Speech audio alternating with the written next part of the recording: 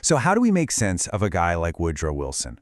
On one hand, you have this progressive visionary, the architect of a lot of what we consider modern America, a guy who dreamed of world peace.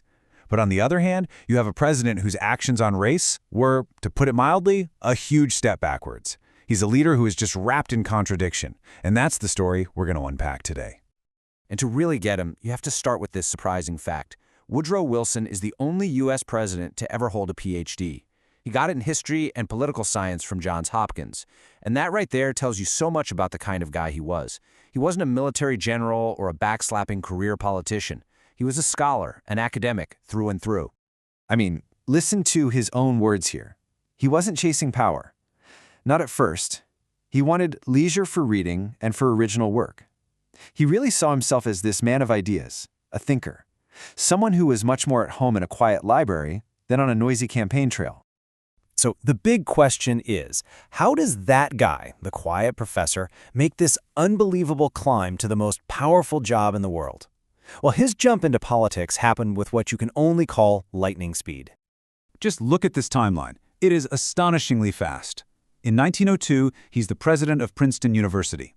Okay, impressive. But by 1911, he's running the state of New Jersey. And then, just 2 years later, he is in the Oval Office. He pulled it off by branding himself as a new kind of politician, a progressive reformer who was above the dirty business of the party bosses. Now, his win in 1912 was really the result of a political perfect storm. It was this crazy four-way race. The Republican Party literally split in two, with voters divided between the sitting president, Taft, and the former president, Teddy Roosevelt, who was running on a third-party ticket.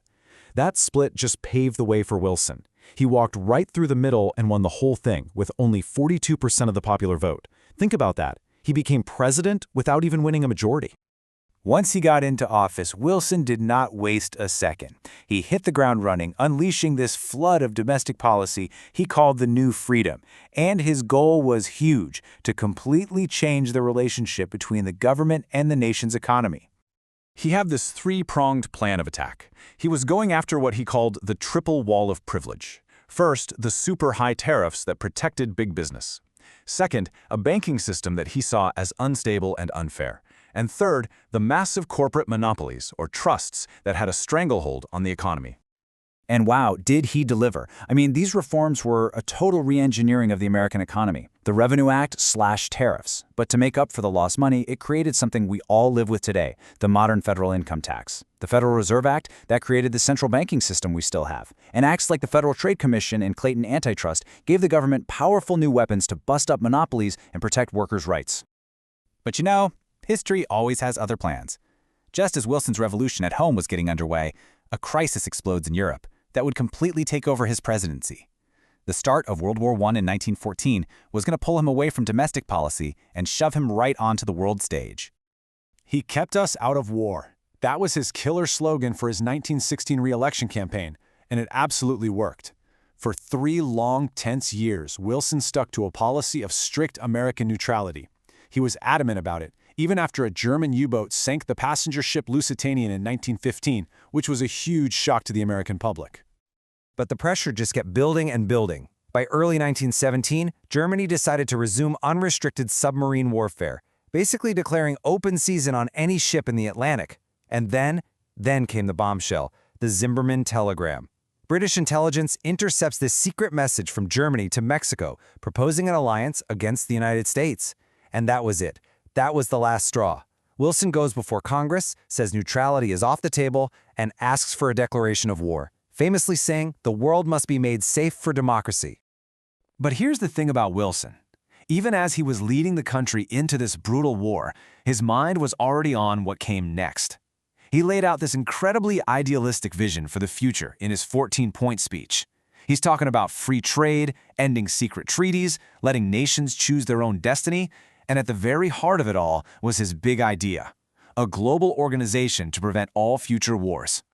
Winning the war on the battlefield turned out to be one thing, but winning the peace, that would become his greatest, and you could say his most tragic fight, and it was a battle he'd have to wage on 2 very different fronts.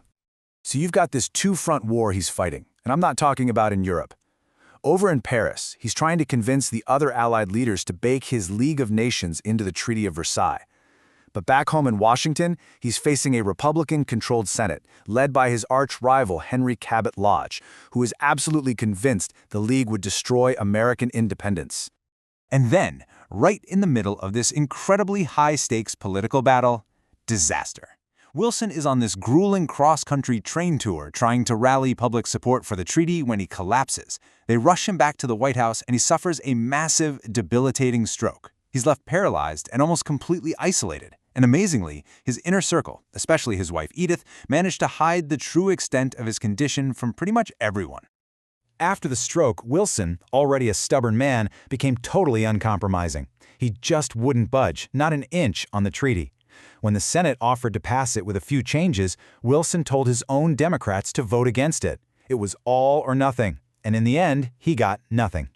The number of times the U.S. Senate voted to ratify the Treaty of Versailles and join the League of Nations was a big, fat zero.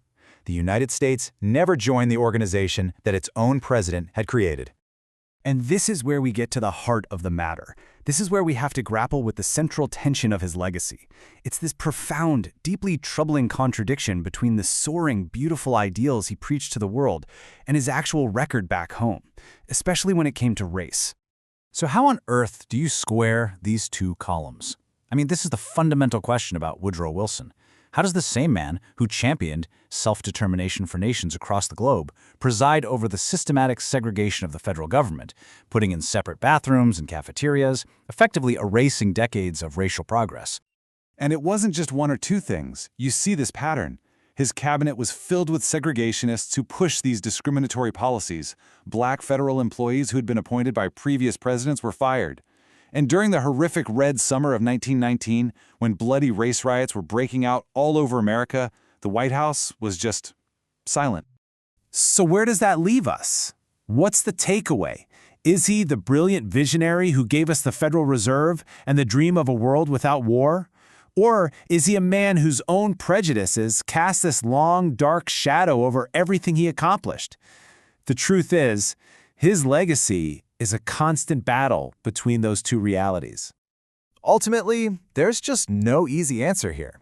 Wilson's story really forces us to confront this uncomfortable idea that a person can be both forward-thinking and backward-looking at the exact same time. His legacy isn't really a story with a neat conclusion.